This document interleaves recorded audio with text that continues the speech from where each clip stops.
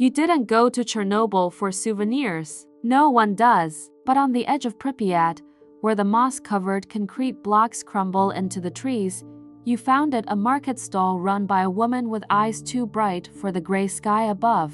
She didn't try to sell you the watches, the medals, or the gas masks laid out on a threadbare blanket. She only picked up one thing, a small wooden music box. Its varnish was cracked, the paint faded, but when she turned the brass key, the sound that spilled out wasn't the tinny, broken chime you expected. It was beautiful, clear, perfect. You didn't recognize the melody. You still don't. She smiled when you asked about it. It knows its owner, she said. It will play for you what it wants you to hear. The first night, it played a slow waltz. The second night, a lullaby. On the third night, it played something that made you drop your glass, because you'd heard that song before in a dream you've never told anyone about. And in that dream, you weren't alone. Chapter 1.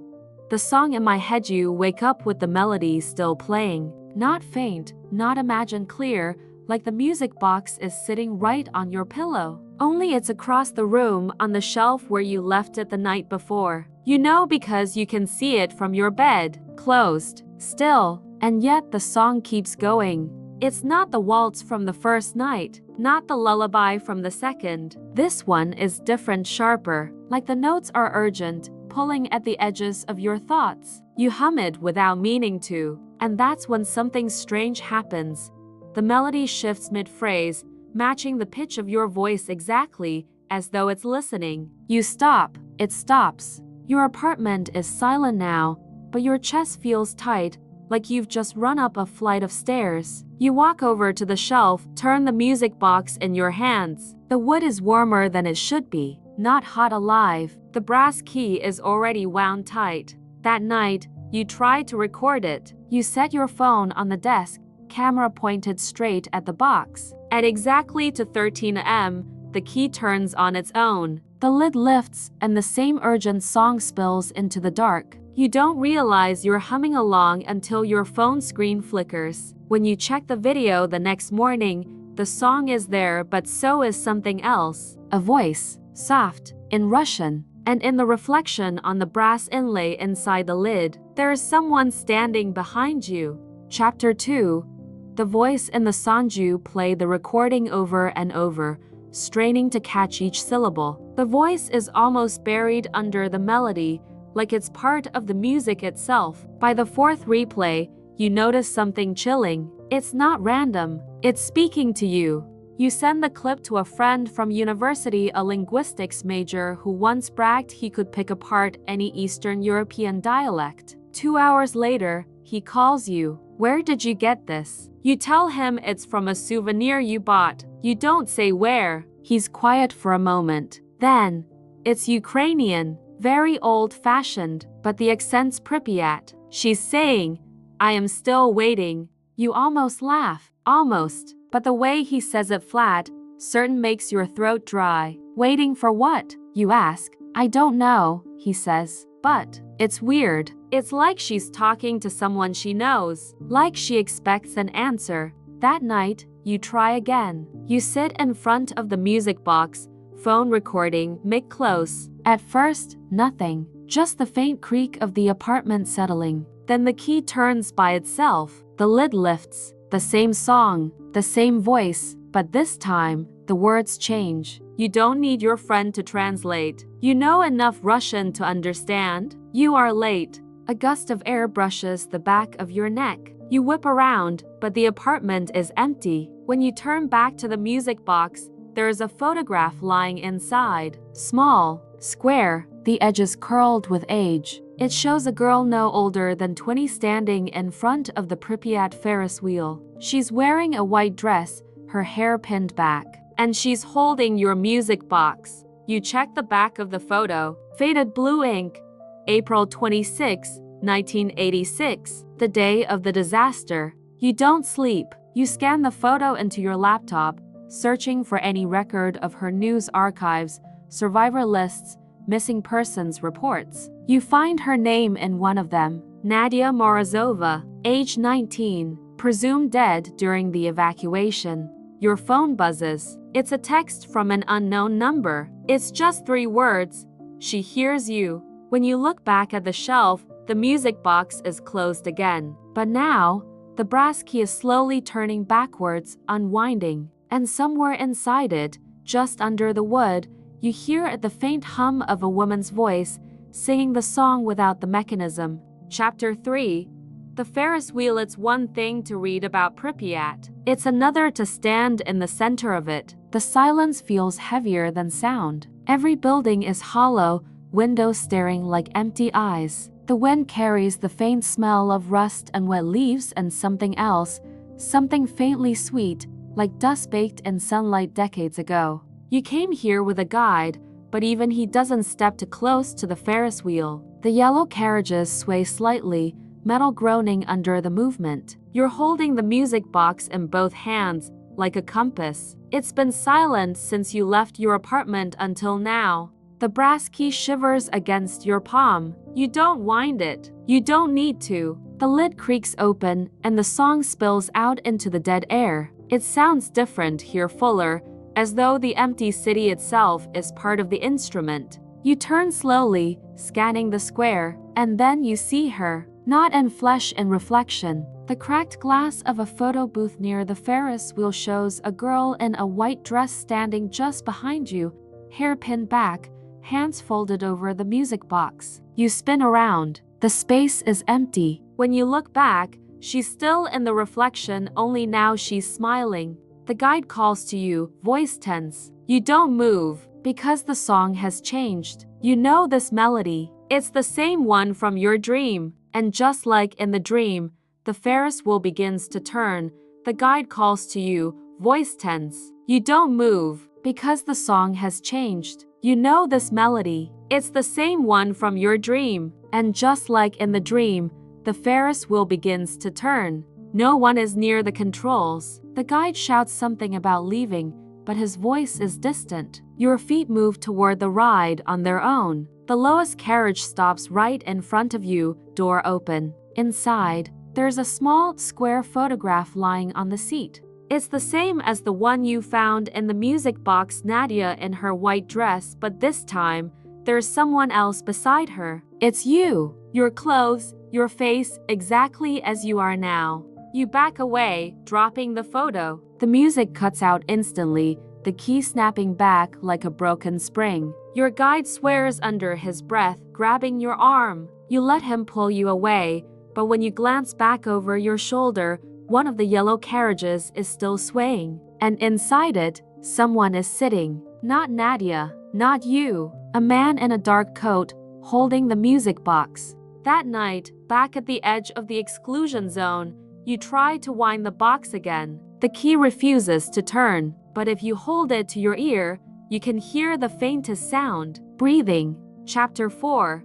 The man in the coat. You don't remember falling asleep. One moment you're at the motel on the edge of the zone, the music box cold against your ribs under the blanket. The next, you're standing in a hallway that looks like a photograph someone washed and left out to dry. The wallpaper peels in long curls. A line of gumboots sits beneath coat hooks like the owners will be back in 5 minutes. At the end of the hall, a door is open. Night outside. Pine trees. A sky lit the way snow sometimes makes it brighter, only there is no snow. He's there, the man in the coat. Not a specter to solid, not a rescuer to late. A long wool overcoat buttoned to his throat, narrow shoulders, hair combed as if he does it every morning even if mornings stopped mattering. He's holding the music box in both hands, the way nurses used to carry wrapped newborns in old films, carefully, as if dropping it would change more than the moment. You say the first question that reaches your mouth. Who are you? He doesn't answer. His lips move, but the sound is not for air, it's for the box. The lid quivers though it's shut. The brass key twitches like a heartbeat in metal. When you look down, you realize you're holding something too. A photo. Nadia at the Ferris wheel again, but the corner that was blank before now holds 2 faint words written in pencil. For Pavel. You look up. The man in the coat meets your eyes at last, and something inside you tilts. Pavel. He doesn't nod. He doesn't have to. The hallway folds in on itself, the way a song resolves to a chord you didn't know you needed until it arrives. You wake with your hand clenched around nothing, the motel air thin and papery in your throat, the music box pressed warm to your sternum like a small, obedient animal. Morning brings a fog that turns the world to graphite. Your guide agrees reluctantly to one more stop. The old cultural palace where school concerts once rattled the seats and couples took their wedding photos under fake marble columns. It's colder inside than out. Sunlight cuts through broken panes in long, dusty shafts. A piano sits on the stage, keys yellowed to the color of old teeth. Above, the mural still smiles.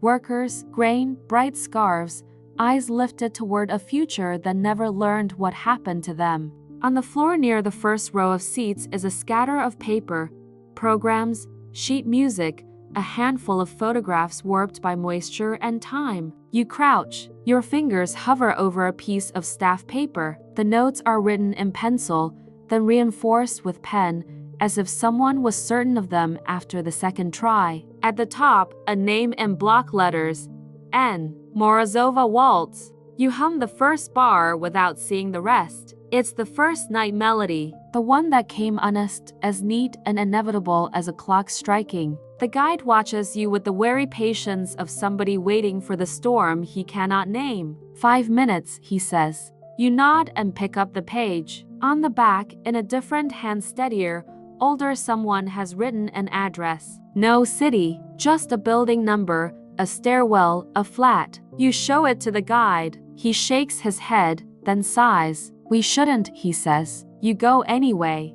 The stairwell is a throat, paint flakes in blue scales. Each landing smells faintly of wet concrete and dust. Third floor. The door is swollen from decades of damp. You lean your shoulder into it and it gives. The flat is a museum of leaving. 2 cups in the sink, a scarf on a chair, a crib with one side lowered. You step lightly, not out of fear but respect, as if stepping too hard would collapse everything that's pretending to stand. The music box shivers in your hands again. You set it on a table. The key quivers. The lid does not yet open. On a bookshelf you find a row of slim spines. Beginning Solf G, Tchaikovsky miniatures, folk songs. Tucked between them, a narrow ledger no cover, just pages tied with a ribbon gone gray. You untie it. Receipts, names, dates, pages from a life balanced on small numbers. And then near the middle a photograph glued and crooked. The Cultural Palace stage, a recital. Nadia at the piano in a white dress. Beside her, a man in a suit, head bent toward the keys. You don't need the caption. Pavel, under the photo. Private lessons Wednesdays. Don't be late. The next page is torn out. The next 3 are blank as if someone decided to move the rest of their words somewhere safer. You place the ledger down and pick up a small wooden frame face down on the bookshelf. Inside, a strip of paper cut from a larger photograph. The Pripyat Ferris wheel before the paint dulled, before the weeds rose, before time learned to slow. Someone has traced the outline of 2 hands in pencil over the bottom edge of the frame, one larger, one smaller, palms open, not touching. You don't know why that breaks you more than anything else. Maybe because absence is a kind of duet. The box chooses its moment. No wind, no draft. The lid lifts a fraction as if to sniff the room. The first note doesn't ring, it arrives, placed between the dust motes like a coin in a palm. It's not the waltz, not the lullaby, not the urgent melody that pulled at your sleep.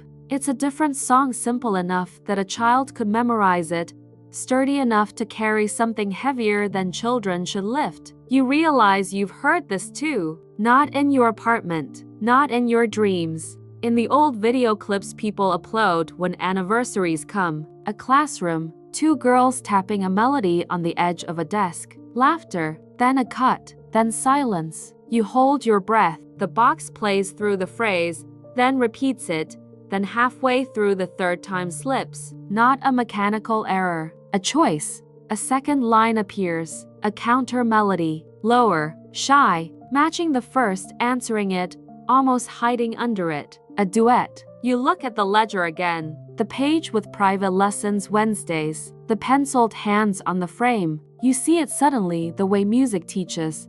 Not with eyes, but with eventual recognition. Nadia wrote the first melody. Pavel wrote the second. And the box is playing both because both are here. Because neither got to finish. The door behind you creaks. You aren't alone. You turn and freeze only a second before your brain gives you a story to breathe with. It's your guide, holding his Geiger counter like a shield. The machine flickers. The needle wavers a breath to the right of where it was this morning, then settles. Nothing dangerous, only the past being measurable. He lowers the counter when he sees your face. It softens even more when he hears the music. Do you know this? You ask. He listens, eyes narrowed, then shakes his head. No, but he points to the ledger, the receipts. This flat. It was hers? The girl? You nod. His throat works once. My mother had a friend, he says, as if offering a subway map for a city without trains. A girl who did not make it to the bus. They all waited in the square. Someone said, "Go back for your papers, your marriage certificate, your photos." Some did. Some did not return. He doesn't need to finish. Some stories are complete with the outline alone. He flicks his eyes to the door. We should go. You close the box. The room exhales, like a choir released after holding an impossible note. That night, the fog returns. You lie in the motel listening to rain that doesn't touch the window. The box sits on the chair facing the door. The key is quiet. At 2:13 a.m., it turns. The song that rises is small and brave and unmistakable. The two lines braided now, no hesitation, no shy second voice. You hold your phone near but don't hit record. Some things don't want witnesses yet. Halfway through, you hear the whisper threaded into the melody again. Not the phrase your friend translated. New words, almost shy. Ukrainian, soft as felt. We were on time. The lid closes. You lie there very still until your body remembers you are allowed to move, allowed to breathe, allowed to get up and pour the glass of water your hands forgot to want. When you turn back to the chair, there's a photograph resting against the box. Not Pripyat, not the Ferris wheel, not the recital. A hospital corridor, gurneys, white tile, a woman in a nurse's coat moving too fast to blur. In the far background, a man in a dark coat holds a parcel to his chest, shoulders squared as if the weight is the most important thing he has ever carried. The caption on the back is a single line, written neatly in ink that refuses to fade. For delivery. P. You don't sleep. You don't need to. You understand now what the box has been asking since you first wound it. It is not simply playing to you. It is handing you a melody someone never got to deliver. And tomorrow, it will ask you where you will take it. Chapter 5. The song that wasn't finished at the photograph feels heavier than paper should. You turn it over again, reading the neat ink. For delivery. P. Delivery to who? To Nadia? To someone else? Or to you? The next morning, you can't shake the pull, not just to stay in the zone but to follow it. You convince your guide to take you to the hospital on the outskirts of Pripyat. It's not safe inside unstable ceilings, contaminated dust, but you tell him you only need to see the entrance. The facade is a skeleton of concrete and glass. Vines have wormed their way through shattered windows. Above the doorway, the Red Cross emblem is barely visible, as if it's been erasing itself for decades. The music box stirs in your backpack. You don't open it, not yet. The guide mutters something about 5 minutes, but you're already stepping closer. That's when you see it. Just inside the doorway, in the slanted light from a broken window, lies a parcel, wrapped in brown paper, bound with string. It's too clean, too new. You pick it up. The paper is cool but dry, untouched by the damp that's rotted everything else here. The string is tied in a careful knot, and there, in the corner, the same looping initial you saw on the photograph, P. You untie the string. Inside is sheet music not photocopied but handwritten. A melody you've never seen, scrawled in dark blue ink. At the bottom of the last page, the lines stop abruptly in mid-measure. The final bar is empty. You know without being told this is the song, the one the music box has been trying to finish. You hear it before you realize the box has opened on its own inside your bag. The melody from the sheet spills out note for note, matching what's on the page until it reaches that empty bar. Then it waits, not like a pause in music, like an expectation. It's asking you to finish it. You hum the first phrase that comes to mind, instinct, not thought. A small, resolving line, the kind of ending that says we're done without shouting it. The box answers with the full duet, Nadia's waltz above, Pavel's counter melody below, and for the first time, it doesn't feel haunted. It feels relieved. The air changes. The hospital is still abandoned, still silent, but it feels less like a tomb and more like an emptied stage, the performance finally over. And then you notice the doorway. For a split second, the man in the coat is standing there. No shadows on his face, no music in his hands, just a nod. And then he's gone. You don't see him again that day. But that night, back in the motel, you dream of the Ferris wheel turning. In one carriage, Nadia sits with her hands folded over the music box. In another, Pavel watches the horizon. Neither speaks, but the song drifts between them, complete now, and the city around them seems brighter. When you wake, the box is quiet, and for the first time since you bought it, it stays that way. Chapter 6. The last performancia take the music box home. Customs doesn't care, it looks like a cheap souvenir to them. They don't hear what you've heard. For the first week, it stays silent. You keep it on a shelf near the window, next to a plant you keep forgetting to water. The sun catches the brass key in the afternoons, and for a moment each day, it almost looks like it could turn again. It doesn't. You try to settle back into your life, work, emails, groceries, the static hum of normality. But one evening, as you're making tea, you hear it, a single note, clear, resonant, out of place. You freeze, mug in hand, waiting. Nothing. You tell yourself it's in your head, the ghost of the melody you've been carrying for weeks. You go back to the kitchen. The second note comes when you're halfway through pouring the water. The third as you turn toward the living room. By the time you step into the doorway, the box is open. It's playing the duet Nadia's melody and Pavel's, but softer, slower, like it's been lulled into drowsiness. Except, you're not alone. There's someone sitting on your couch. A man you've never seen before. Mid-30s, dark hair, clean shirt, like he dressed for an occasion. His hands rest on his knees. He's crying silently, like he's been doing it for years and no longer needs to make a sound. When he looks up, you realize he's not looking at you. He's looking past you. You turn, but there's no one behind you. When you face him again, his expression has changed. The tears are gone. There's a small, almost relieved smile. He nods once the same way Pavel did, and then he fades. Not like smoke, not like a jump cut, more like your eyes simply lose the ability to hold him in focus until there's only the couch again. The music box stops. The lid closes. You stand there for a long time, trying to convince yourself it was exhaustion, jet lag, a trick of the light. But when you check the box, there's something inside. A small scrap of paper torn from a notebook, written in block letters. For her. That night, you can't sleep. You sit by the window, the city lights smudging the glass, and stare at the music box. It doesn't move. It doesn't sing. But you know with the same certainty you know your own heartbeat that you're not the last person it will play for. Chapter 7. Passing the Sanju, keep the note on your desk. The handwriting is blunt, almost stubborn, like each letter was pressed into the page to make it stick. For her, you don't know who her is. Not Nadia, she's gone. Not the woman who sold you the box, you're certain she never said her name. But the more you try not to think about it, the more the question pulls at you.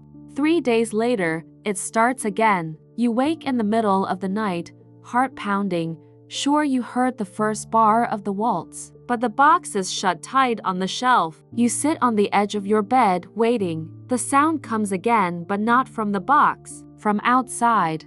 You lean out your window and see her, a girl, maybe 17, sitting cross-legged on the curb across the street. She's holding nothing, just her hands in her lap as if she's cradling something invisible, but her head is tilted slightly, like she's listening to music no one else can hear. You pull on a coat and head down. The street is empty except for her. She doesn't startle when you approach. Do you hear it? You ask before you can stop yourself. She nods. It's pretty. I think it's for me. You don't remember inviting her inside, but somehow you're both standing in your living room. The music box sits where it always does. You gesture to it. Is this what you hear? She steps forward, eyes wide. That's the sound. I've been dreaming about it for weeks. When she lifts the lid, it plays not the waltz, not the lullaby, but something you've never heard before. A melody that's neither Nadia's nor Pavel's. The girl smiles through tears. It's my grandmother's song. She used to hum it when she cooked.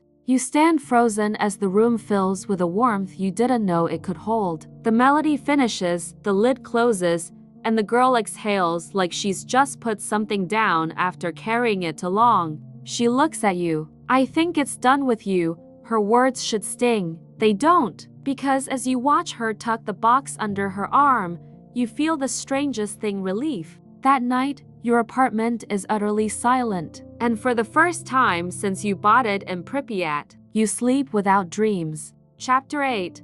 The music box's path. You don't see the girl again. Not in the street, not in the coffee shop across from your building. It's as though she was only there for that one night.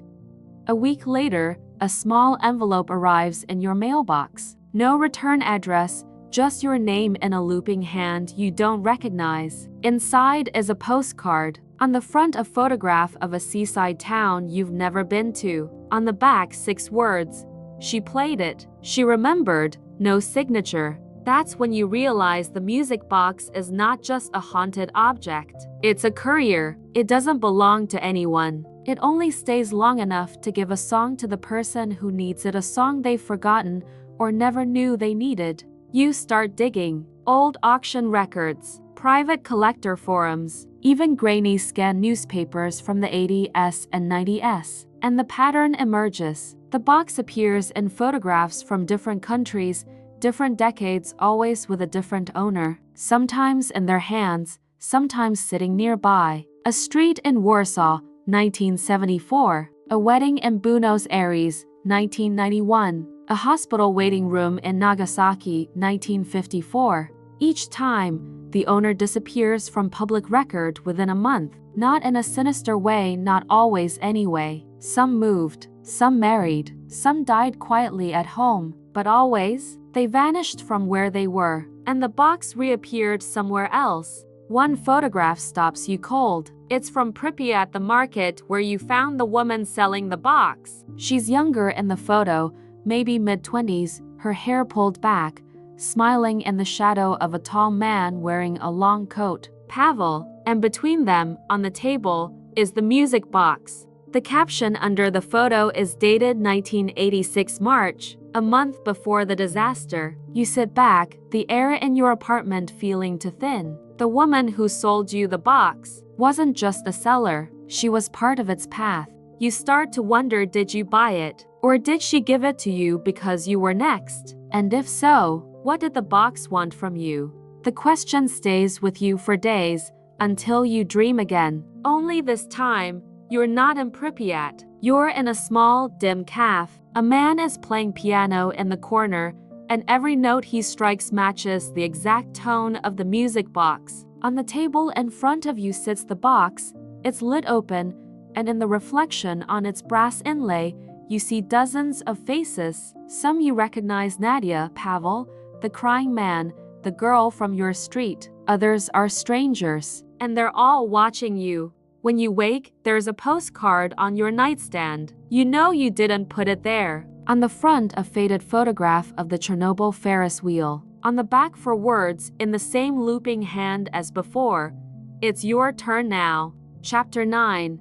The return to Pripyat. You don't pack much. A coat, a notebook, your passport. You tell yourself you're going back for closure to see the place without the weight of the box in your hands. But deep down, you know the truth. You're going because the box wants you to. Pripyat hasn't changed. Or maybe it has, and time has been too slow to notice. The Ferris wheel still sways gently in the breeze. The square is still littered with glass that crunches under your boots. And the silence is still the kind that feels like it's watching you. You find the market easily, the one where the woman sold you the box. But the table is gone. The spot is empty, just dirt and a scattering of leaves. You stand there for a long time, unsure what you expected. Maybe her waiting for you again. Maybe Pavel. But then you see it. A small shape, half buried in the dirt. Wood, worn smooth by time. You dig it out with your hands. The music box. Exactly as you remember it. The same cracks in the varnish. The same brass inlay. The lid is closed, but warm. You hesitate. You don't want to wind it, not yet. Instead, you carry it through the city, past the skeletal apartment blocks and the school with its gas masks still scattered across the floor. And you end up at the Cultural Palace. The piano is still there, keys warped, strings rusted. You set the box on top. When you wind it this time, it plays a new song. Not Nadia's, not Pavel's, not the girl's grandmother's. It's yours. A melody you don't remember writing, but recognize as something you've carried for years without realizing. You stand there listening until the last note fades. Then, from the shadows at the back of the hall, someone claps. A single, slow applause. The man in the coat steps into the light. "Delivery complete," he says. His voice is low, tired, but there is a satisfaction in it, like someone crossing off the last name on a long list. He walks past you, picks up the box, and for a moment, you think he's leaving with it. But he sets it back down. "For the next one," he says. You look down, and the box is open again, empty, except for a single photograph. It's you, standing here in the Cultural Palace, the box in your hands. And behind you, in the photo, someone else, a stranger, is watching. You turn. The hall is empty, but you know, with a sinking certainty, that they're already here, already hearing the song. Chapter 10. The next hour you wait, not because you're patient, but because the room has turned into a held breath and it would be rude to interrupt. Dust hangs in the light like static. The piano's lid is warped open, a listening ear. On its cracked lacquer, the music box rests with its lid ajar, no sound, key still. You whisper, "For the next one," and the words don't echo. They land. It takes 5 minutes, maybe 10. Time in Pripyat always slips a finger through your sense of measure and tugs. Footsteps in the foyer. Careful, not trespasser, careful, pilgrim, careful. A figure stops at the threshold. A woman in her late 50s, gray at the temples, a scarf knotted the way nurses tie them on fatigue days. She carries a plastic folder clutched to her chest. Her eyes go first to the mural, then to the piano, then like all compasses when they decide they are done pretending to the box. She doesn't see you immediately. When she does, she startles, then offers a small apologetic smile, as if she's the intruder and you're the caretaker. "I shouldn't be here," she says in Ukrainian, the vowels clean, local. "But I needed to come again." "Again?" you ask softly. She nods at the folder. "My mother sang here. School choir. April," her mouth tilts. "The last April." You gesture to the piano bench. She sits. The plastic folder crackles on her knees. She doesn't open it. You touch the lid of the music box with 2 fingers. Warm as always. You pull your hand back. "Would you?" you ask. She shakes her head. "If it wants to." The key turns a single notch on its own. The lid opens, no creak this time, like a stagehand who has at last learned to move in silence. The melody that rises is not the waltz, not the lullaby, not yours. It is spare, a single line tune that takes only 5 notes to break your ribs. The woman's hand flies to her mouth. She doesn't cry. She exhales a sound you have only ever heard from bodies setting down something they carried so long they forgot they were holding it. My mother's Sunday song, she whispers. She used to hum it, in the ambulance, quiet, so patients would not think it was for them. Her eyes grow distant and bright. I have been trying to remember the second line for years. I thought it was gone with her. The box finishes the phrase and waits a small, patient question. The woman swallows. She hums the counter line without thinking. There it is, the piece that unlocks the rest. The music box answers, braiding her voice with its own, and for a moment the room is no longer a ruin but a tin roof hall with coats steaming on pegs, boots in rows, laughter spilling through a doorway. For a moment, the mural is honest. Workers, grain, scarves, and above them something like a future. When the tune ends, the lid closes with a soft click. The woman keeps her hand on the bench, steadying herself. Thank you, she says to no one and to everything. You let the silence do its work. She opens the plastic folder at last. Inside, a photograph, curled at the corners, a girl with dark braids in a white blouse, mouth open mid-note on this very stage. Another sheet beneath it, a photocopy of an old hospital rota. A third, a postcard of the Ferris wheel, edges polished by fingers. She lays them out like offerings, not to you, but to the room, to the music. My mother, she says, tapping the choir photo. And this, she hesitates over the rota, is the list for the night shift the day after. She signed it. She shouldn't have, but she did. She said she couldn't sleep anyway. She looks up. There is something careful in the way she looks at you now. I am not superstitious, she says, but the last months, I have been hearing a tune in the elevator, in the stairwell. I thought I made it up. In the market, I heard it again, at a stall with old things. A woman with bright eyes smiled at me like she knew. I did not buy anything. Her mouth curves, but I think it bought me. You know that smile. You know that stall. You know what it means to be bought by a song. The woman glances at the box. Is it yours? She asks. You shake your head. It never was. She nods as if that is an answer she trusts. A draft threads the hall and the lid of the music box flutters once, the way a bird tests air. You stand, slide the box toward her. Your hands don't shake. The decision is so clean it leaves no bruise. For delivery, you say. She doesn't take it right away. She touches the brass inlay with the back of her knuckle, a nurse's tenderness. Where? You smile a little. Where it asks. She laughs quiet, surprised, the human sound of fear breaking into something gentler. You talk like my mother. She used to say instruments tell you their rooms. She was right. The woman gathers her folder, then eases the box off the piano. It fits in the crook of her arm as if made for that angle. She stands. For a stunned second, you expect the room to protest, to pull the box back with gravity's old habit. It doesn't. The door closes behind her with a soft wooden thud that feels like a page turning.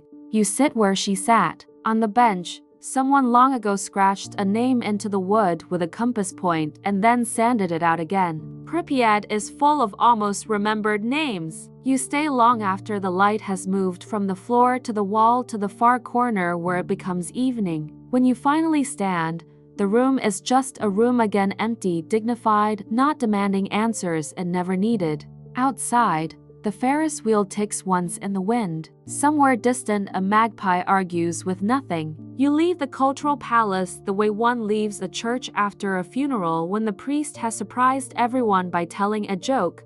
Lighter than you expected, sadder in a way that does not pinch. On the square, a child's chalk lines still ghost the concrete where rain has failed to insist. You follow them until they fade. Your guide meets you at the corner. He reads your face, nods. No questions. The car ride out of the zone feels shorter. At the checkpoint, a guard glances at your empty hands and doesn't notice they are empty in a new way. That night in the motel, you sleep. No to 13 am, no key turning itself. No voices in a language your mouth cannot shape. You wake with a melody in your head, but you know it is yours and that you may hum it or not, and that either choice will be allowed. Back home, The shelf by the window looks wrong for a few days, the way a wall looks after a picture is taken down. The plant forgives you. Your kettle whistles. Your inbox blooms hydra-headed with concerns that have learned they are not a disaster. On the third afternoon, an envelope slips under your door. No return address. Inside, a photograph. A hospital corridor. A woman in a nurse's scarf, the same woman moving toward an open doorway. In her arms, the music box. On the back, in block letters neat enough to have been taught by a stern teacher, delivery received. She sang, V. You set the photo on your desk. You don't frame it. The paper wants air. Weeks pass. Sometimes in the stairwell, you think you hear 5 notes braided into the sound of the building breathing. You smile and keep climbing. On the first truly warm day, a postcard arrives. You recognize the looping hand this time, the way the letters lean into one another like relatives at a train station. The picture on the front is not Pripyat, not any city you know, just a pale river under a low sun, a footbridge, 2 women laughing mid-step. The message is 4 words. We were on time. You hold it a long moment, then pin it to the corkboard above your desk with a dull pushpin that makes a sound like small certainty. That night, out of habit, you pause by the empty place on the shelf. You imagine the box on someone else's window, its brass catching a different sun, its lid opening for hands you will never hold. Your chest fills with a pressure that isn't grief, a chord resolving. The phone buzzes. A message from an unknown number. 3 words you recognize in any handwriting. For the next, you don't reply. You don't need to. You switch off the light and sit with the quiet. Not the haunted quiet that first followed you home, but the kind that makes space, that says, bring a chair. There will be more. Somewhere, in a stairwell in another city, a familiar brass key turns of its own accord. A lid lifts. A first note arrives and makes a person look up who did not know they were ready to. The world keeps its secrets, but some of them keep us. The music box goes on doing both.